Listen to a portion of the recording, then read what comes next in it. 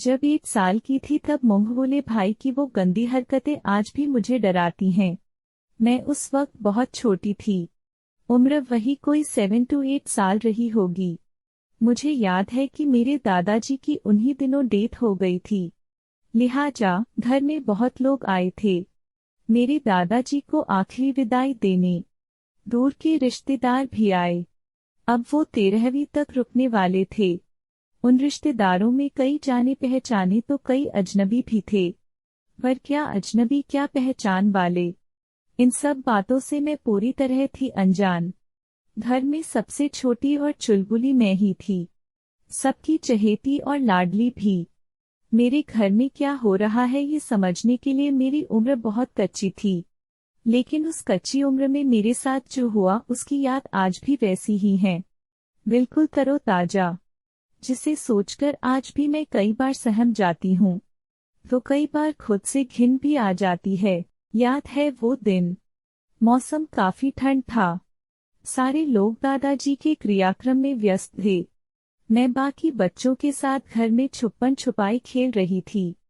हम बच्चों में एक बड़ा बच्चा भी था जो हमारे साथ खेल रहा था, वो भी हम छोटे बच्चों की तरह ही। रिश्ते में तो वो भी मेरा भाई ही था, दूर का रिश्तेदार, दादाजी की बहन का पोता। हम सारे लोग उससे काफी घुल मिल गए थे। मेरी भी उससे काफी दोस्ती हो गई। उसे भी मेरी तरह कार्टून नहीं बल्कि न्यूज़ देखना पसंद था।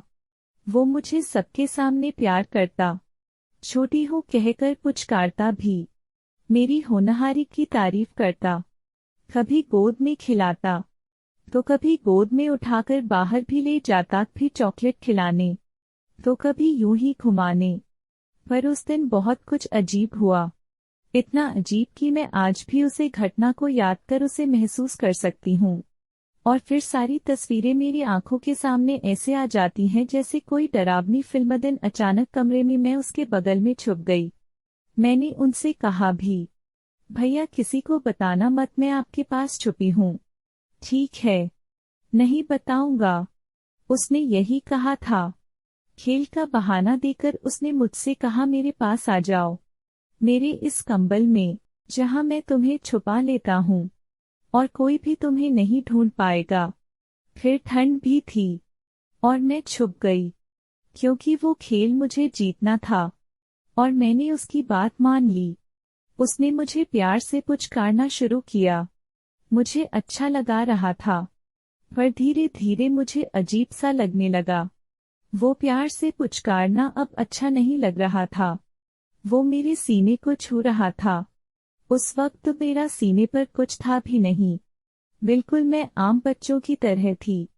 उसने मेरे निपल पर जोर से चोटी काटी। मैं चीख उठी, चिल्लाई, पर शोर ज्यादा दूर नहीं जा सकी, क्योंकि उससे पहले ही उसने मेरा मुंह बंद कर दिया। जब उसे मेरे सीने पर कुछ नहीं मिला तो उसने कुछ और तलाशना शुरू किया।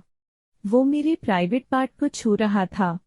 उस समय तो नहीं समझ पाई आखिर वो क्या चाहता था, लेकिन बचपन की उसकी तलाश को अब मैं समझ पाई और अब मैं उसकी तलाश को भली भांति समझती भी हूँ। वो अपना हाथ मेरे पैंट के अंदर की तरफ बढ़ाने लगा और धीरे धीरे उसने मेरे प्राइवेट पार्ट को छूना शुरू किया। मुझे कुछ समझ नहीं आ रहा था, जिसे मैं खुद नहीं छूती थी उसे वो क्यों टच कर रहे हैं। आखिर मेरे साथ ये हो क्या रहा है। वो मेरे प्राइवेट पार्ट में उंगली क्यों डाल रहा है। मैंने अपना पूरा जोर लगाया, सारी ताकत झोंक दी खुद को छुड़ाने की, लेकिन नहीं छूट पाई। मैं नहीं बच पाई। मैंने जोर की आवाज लगाई और फिर उसने मुझे छोड़ दिया। उसने मुझे छोड़ तो दिया पर मेरी आवाज को हमेशा के लिए खामोश कर दिया। 13 दिनों तक वो मुझे किसी न किसी बहाने ऐसे ही छूता रहता और मैं कुछ नहीं कर पाती। मैं अपनी माँ को सब बता देना चाहती थी, पर नहीं बता पाई। वो मुझे और कहती, सारे बच्चे भैया के साथ सोएंगे। मुझे तो उसका नाम भी नहीं पता था। मुझे अपनी माँ से नफरत हो गई। वो क्यों नहीं मुझे सुन रही थी। बाहरी से ज्यादा अपनों से ही है हमें खतरा। आखिर मेरे अपनों ने ही मेरे बदलते व्यवहार को क्यों नहीं देखा? और अगर देखा भी तो नजरअंदाज क्यों किया?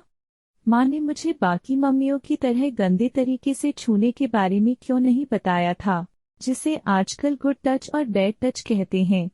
माँ मुझ में और मेरे भाइयों में कोई फर्क नहीं करती थी। पर क्या वो भूल गई थी मैं एक लड़की हूँ, और कई वैसी दरिंदे आसपास ही हैं। सिर्फ बाहर ही नहीं, अपने घर में भी। मुझ जैसी ना जाने कितनी लड़कियां होंगी जिसने शारीरिक और मानसिक प्रताड़ना झेली होंगी, और हो सकता है आज भी झेल रही होंगी। मैं ये दावे के साथ कह सकती हूँ, इसकी शुरुआत कहीं ना कहीं अपने घर से ही होती है, और अपनों से ही होती है। पर हम किसी को बता नहीं पाते हैं। ना जाने क्यों हम डर जाते हैं। और तो और हमारे घर में भी हमारी आवाज को अनसुना कर दिया जाता है। ऐसा करने से कई बार हम खुद को ही कसूरवार मान लेते हैं। लेकिन ऐसा कब तक चलेगा? और हमें अपनों के खिलाफ आवाज उठाने में हमारे अपने ही क्यों रोक लेते हैं, जिसकी वजह से उस गम को हम सारी उम्र साथ लेकर चलने को मजबूर हो जाते हैं। आखिर कब तक?